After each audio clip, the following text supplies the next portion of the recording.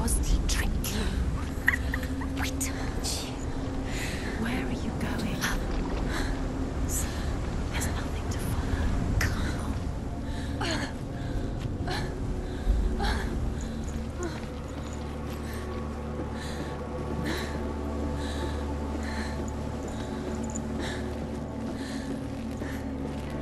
Before she first met him, she was not in a good place. Just a teenager, but not like the others. Barely functioning, she rarely left the house. Her father's in-bell made sure of that. Only occasionally did she venture out on her own, collecting firewood and herbs. Errands out in the Orkney Plains. That was her world. Like this one. Barren and lonely.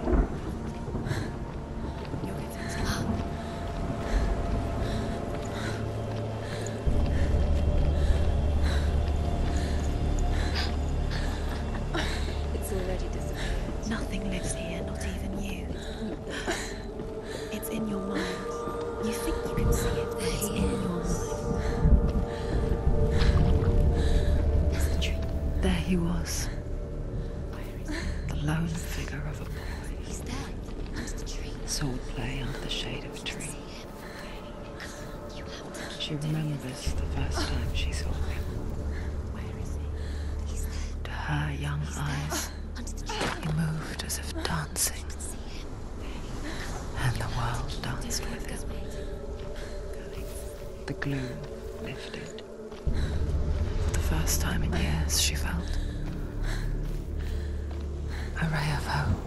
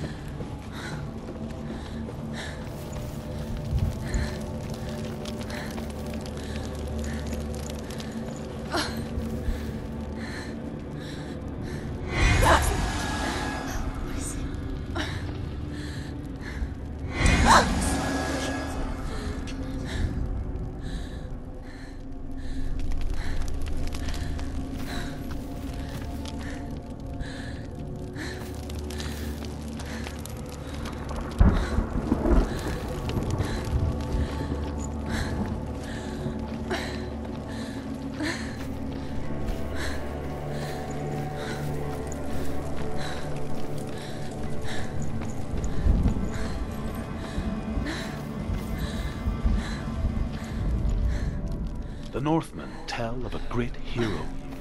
His name is Sigmund.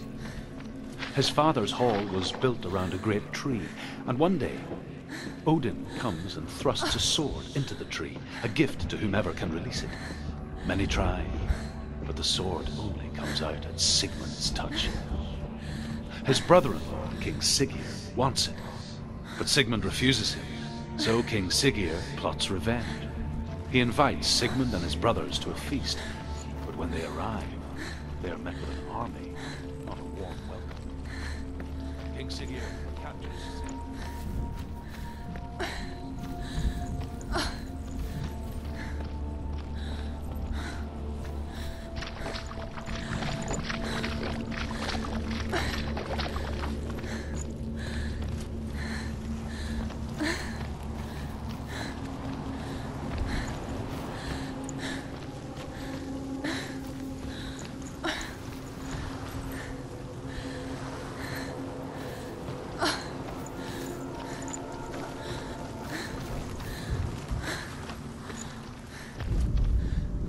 Death for Sigmund and his brothers seems certain.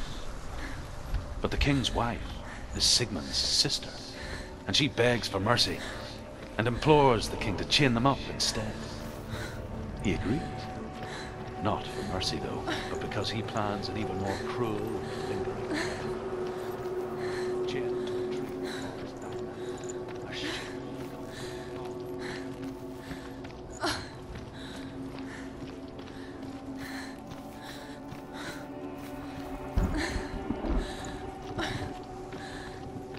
Day after day, watching from afar, she mimicked him, perfecting her own secret dance, wishing those fleeting moments of light would stretch out to last forever. It's a trick. It's an illusion. It's not real. Do you really think it's real? You want to believe it's real, but it's a trick. You're deluded. Where are you going? Where is she going? What is she following? You can't even fight. It's just deception. How does he so effortlessly court the world and bliss? If only she could do the same. See the world through eyes anew and dance with it, just like he does.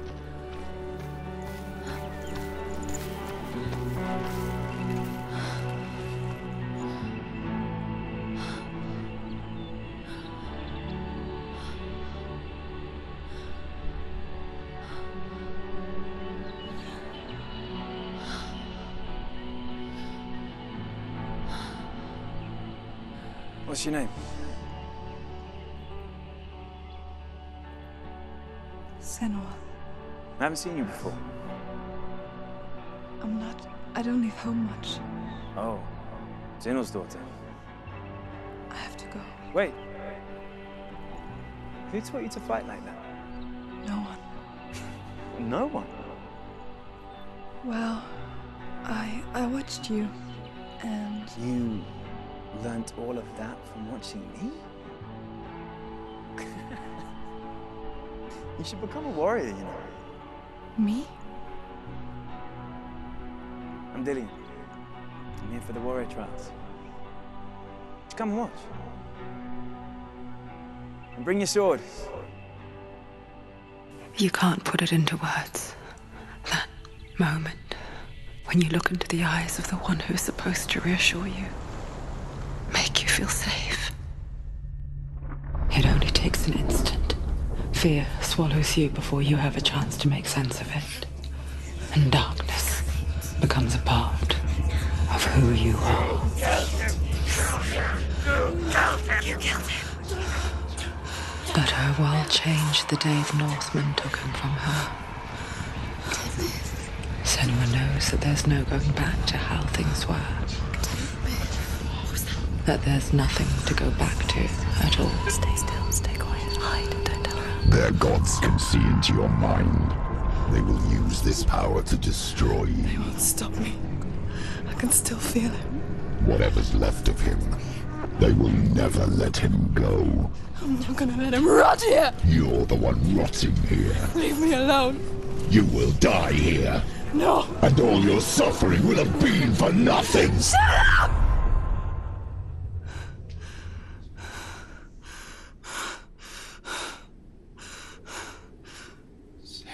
Dillion? Is that you?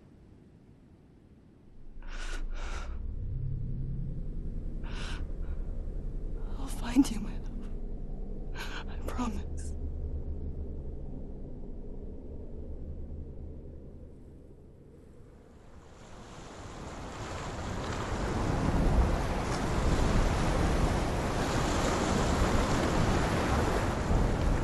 That tree. Can you see him? You want to believe it. Is he not real? Is he there? You're alone in these mountains. Is that Dillion? Nothing lives here. You won't survive. You met him by the tree. She met him by the tree. Maybe it's a sign, the tree. What's he trying to tell you? He's waiting for you by the tree.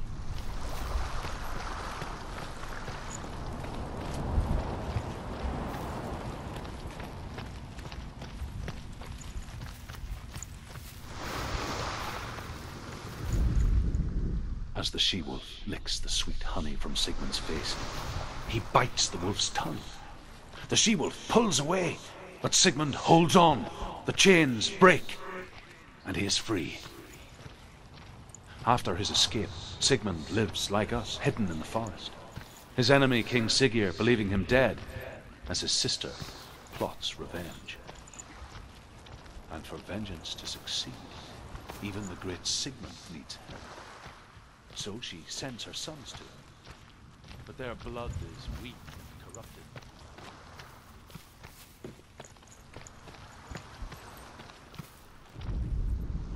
Sigmund's sister trades shapes with a sorceress, and in disguise, she lies with her own brother. She gives birth to a son named Sinfjotli. After a time, she sends him to the forest to Sigmund. He tests the boy and finds him strong and fearless, and so they go to take their vengeance on King Siggeir. But luck is not on their side. They're captured, and Siggeir has them buried.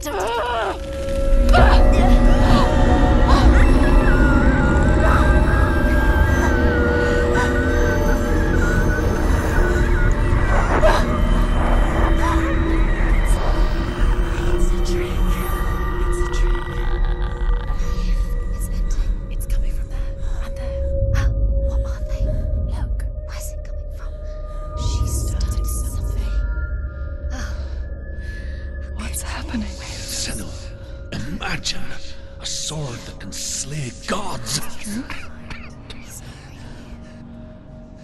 Its name is Gramr. It was forged by the god of all Northmen, Odin, and gifted to Sigmund, a great warrior. I need this sword. It's important. Can you help me? The sword appears whole, but it is an illusion. It shattered into shards long ago.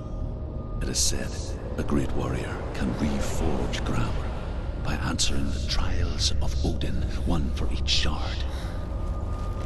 The roots of the Tree of Death will take you to new lands, where you will face the trials. Go to the shards. Go to the shard. Go to the shards. What's the shard? It's the metal runestones. It's in front of you. Find it. The metal. The runes. You need that sword. Go to the shard. Find the shards. Where is it? Find it. There it is. Focus. There's the shard. Focus. Focus. Use your eyes. Look. Get closer. What can you see? Go to it. It's not safe. I want to tell you a story about a god of the Northmen called Balder, the second son of Odin. He was beautiful, good, and wise. He was fair of feature, he spoke fair words, he gave fair judgments. Light shone from him. Only good things were told of him. Yet he was the first of the gods to die.